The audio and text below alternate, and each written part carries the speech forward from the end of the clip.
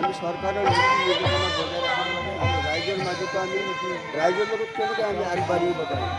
ৰাইজৰ সা সুবিধা অসুবিধা চাব লাগে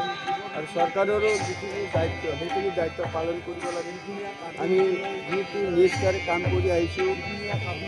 মই এতিয়া ওদালগুৰিৰ পৰা চৰকাৰী গাঁওবুঢ়া হিচাপে আমি কাম কৰি আহিছোঁ আজি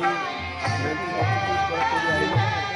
এতিয়া অসম চৰকাৰে আমাক যেনেকৈ নিৰ্দেশ দিছে তাত যিখিনি পাৰিশ্ৰমিক দিছে গোটেইখিনি ভালেই দি আছে কিন্তু বৰ্তমান 2021 চনৰ পৰা আমাক পাৰিশ্ৰমিক বন্ধ কৰা হৈছে